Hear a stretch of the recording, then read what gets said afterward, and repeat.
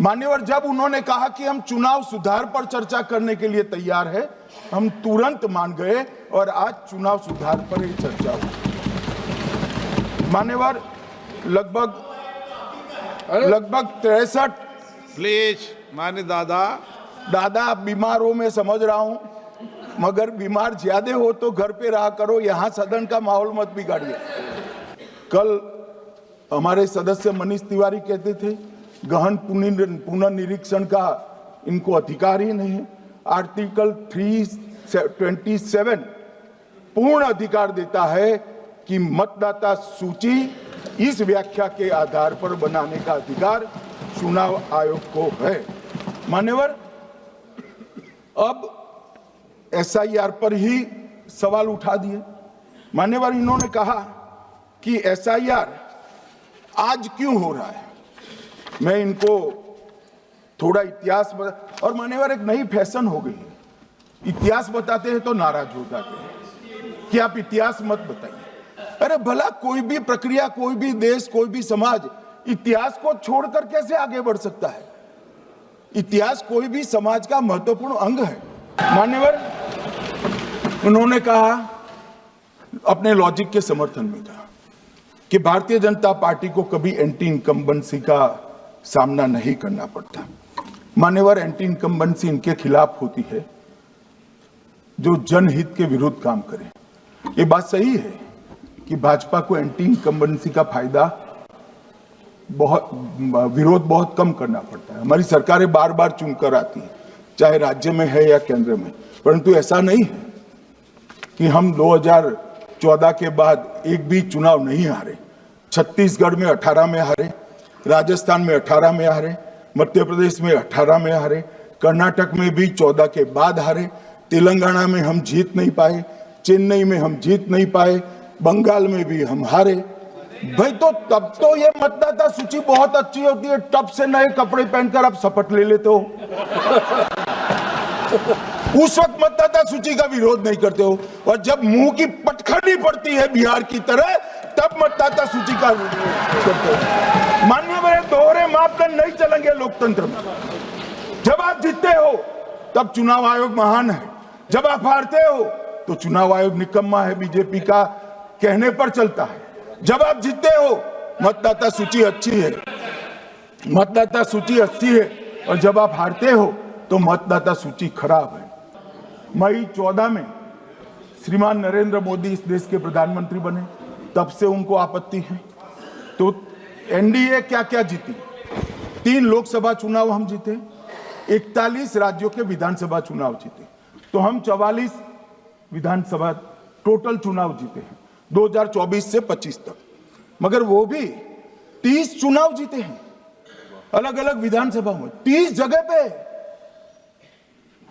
अगर मतदाता सूची करेक्ट है तो क्यों शपथ लिया, क्यों चुनाव लड़ा, आप बताइए देश की जनता को। आप लोग यहाँ कैसे पहुंचे? श्री राहुल गांधी जहां से चुनकर आए थे, वो वायनाड की मतदाता सूची में भी मेरी पार्टी ने प्रेस कॉन्फ्रेंस कर इसी प्रकार की डिस्क्रिपेंसी को बताया है।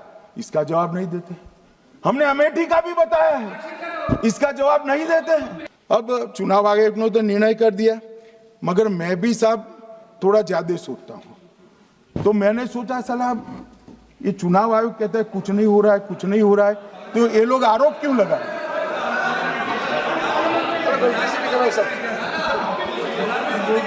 मान्यवर, मेरे शब्द कोई ऐसे हो तो काट दीजिए। काट दिया राहुल जी। मान्यवर, मैंने सोचा कि भाई कुछ गलती नहीं है,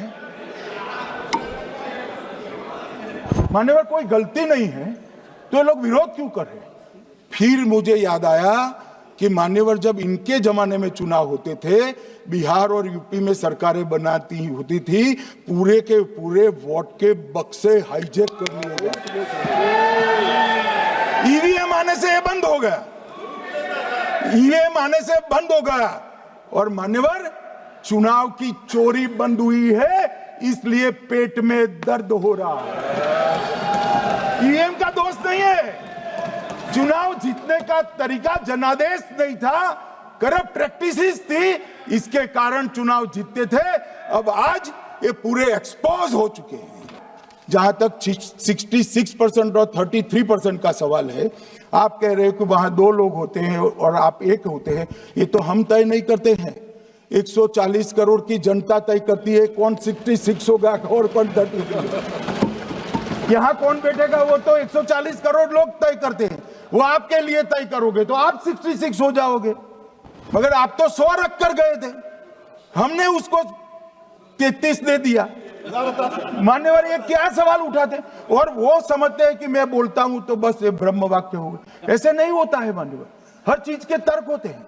इनका जो भाषण तैयार करते हैं वो भी ठीक से नहीं करते, रिसर्च नहीं करते मान्यवर। इन्होंने सीसीटीवी फुटेज 45 दिन में इलेक्शन कमीशन ने नष्ट करने का निर्णय किया, इस पर आपत्ति उठाई। मान्यवर, जन प्रतिनिधित्व अधिनियम 1951 की धारा 81 में एक प्रावधान है। प्रावधान क्या है?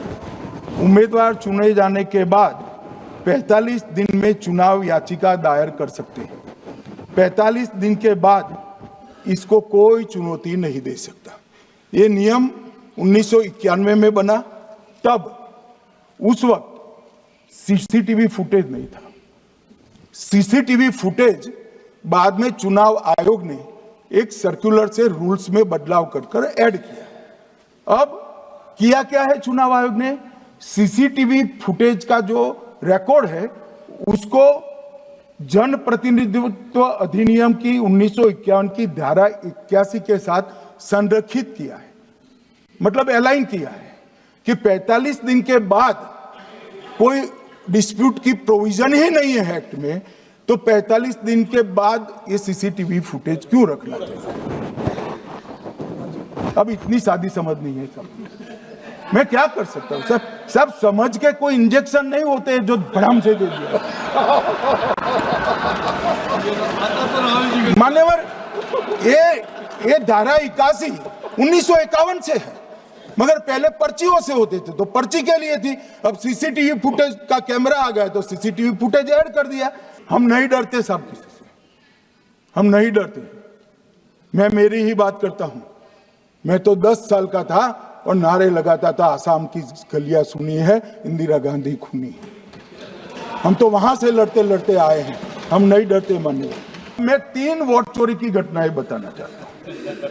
सबसे पहली घटना हुई आजादी के बाद, देश का प्रधानमंत्री तय करना था। तय कौन करना था? तो उस वक्त के जितने प्रांत थे इसके कांग्रेस के अध्यक्ष होंगे, उनके एक वोट से तय होना था। अब 28 वोट श्री सरदार पटेल को मिले और 2 वोट जवाहरलाल नेहरू जी को मिले।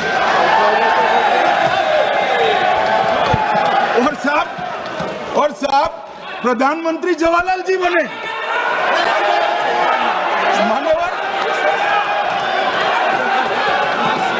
मान्यवर,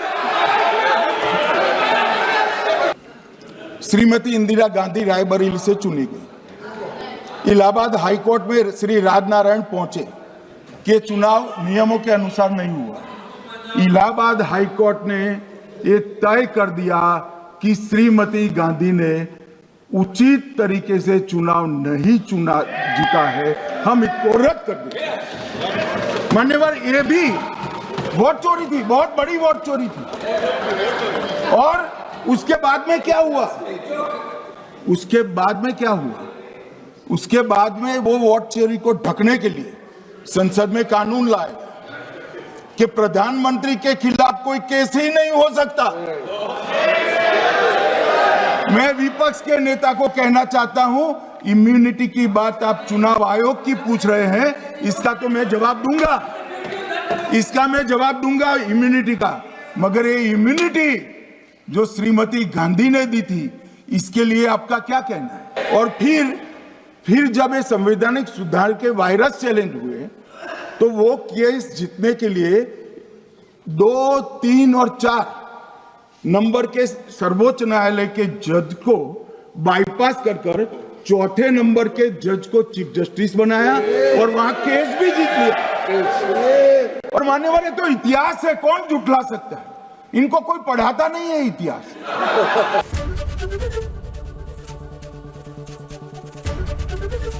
एबीपी गंगा, खबर आपकी, जुबान आपकी।